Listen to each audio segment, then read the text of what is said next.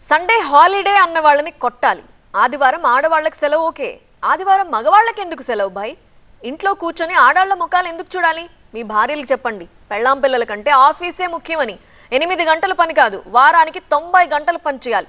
ఒళ్ళు హోనమైనా పర్లేదు, కానీ సంస్థ ఎక్కడికో ఎదగాలి అంటూ ఆ కార్పొరేట్ దిగ్గజం చేసిన వ్యాఖ్యలపై దేశం అంతా మండిపడుతోంది. తమరంటే సండే ఫండే కాదు అని అనుకోవచ్చు, అందరూ నీలానే ఉండాలా ఏంటి అంటూ సోషల్ మీడియా దుమ్మెత్తిపోస్తోంది. అసలు వారానికి ఎన్ని గంటలు పనిచేయాలి? ఎన్ని గంటలు చేస్తే దేశం అగ్రదేశం అవుతుంది? దానికి ఏమైనా కొలమానం ఉందా? గాడిద చాకరీ చేస్తేనే అభివృద్ధి సాధ్యం అవుతుందా?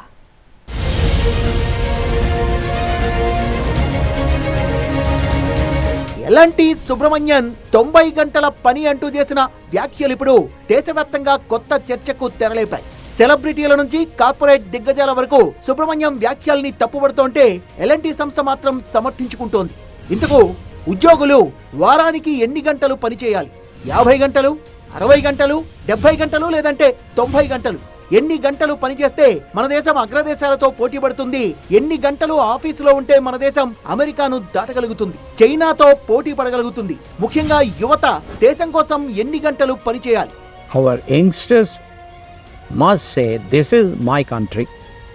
I want to work 70 hours a week.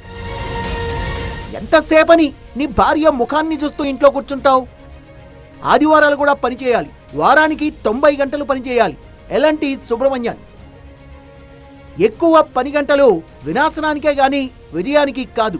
RPG group chairman Harsh Goenka. ఉద్యోగుల పని గంటలపై ఇద్దరు కార్పొరేట్ దిగ్గజాల అభిప్రాయం ఇది.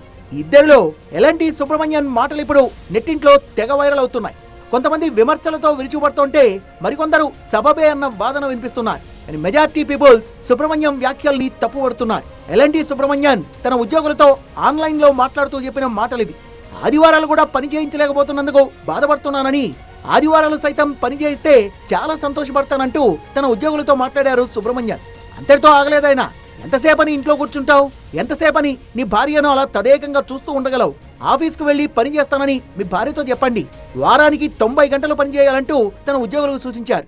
Why is L&T still making employees work on Saturdays even after being one of the largest conglomerates and the face of India's business world?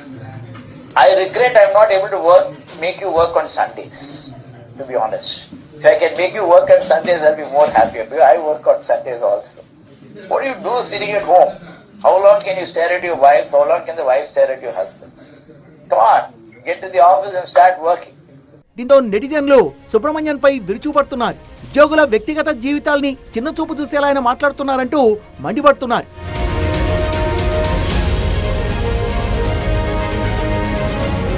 Subramanian వ్యాఖ్యల్ని సెలబ్రిటీలు సైతం తప్పుపడుతున్నారు. వారానికి 90 గంటల పని, సండేను సన్ డ్యూటీ అని, డే ఆఫ్ ను ఓ ఊహాజనిత భావన అని ఎందుకు మార్చకూడదంటూ ట్వీట్ చేశారు ఆర్పీజీ చైర్మన్ హర్ష్ గోయింకా. కష్టపడి తెలివిగా పనిచేయడంపై నమ్మకం ఉంది, కానీ జీవితాన్ని శాశ్వతమైన ఆఫీస్ షిఫ్ట్ గా మారిస్తే అది వినాశనానికి దారితీస్తుంది తప్ప విజయాన్ని తీసుకురాదన్నారు. వర్క్ లైఫ్ బ్యాలెన్స్ అనేది ఆప్షన్ కాదు, అవసరం అంటూ తన అభిప్రాయాన్ని ట్వీట్ చేశారు హర్ష్ గోయింకా. సెలబ్రిటీలు కూడా 90 గంటల పని వ్యాఖ్యలపై మండిపడుతున్నారు. బాలీవుడ్ అగ్రకథానాయిక దీపికా పదుకొనే అసహనం వ్యక్తం చేస్తూ పోస్టు పెట్టారు. ఉన్నత హోదాలో ఉన్న వ్యక్తి ఇలాంటి వ్యాఖ్యలు చేయడంతో ఆశ్చర్యమేసిందన్నారు. విద్యావంతులు, ప్రముఖ కంపెనీలో ఉన్నత స్థాయిలో ఉన్న వ్యక్తులు ఇలా మాట్లాడడం సబబు కాదన్నారు భారత మాజీ బ్యాడ్మింటన్ స్టార్ గుత్తా జ్వాల.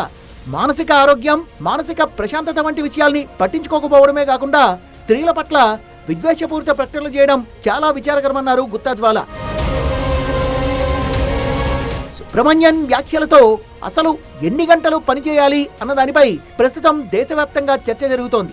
గతంలో ఇన్ఫోసిస్ నారాయణమూర్తి కూడా యువత 70 గంటలు పనిచేయాలని వ్యాఖ్యానించారు.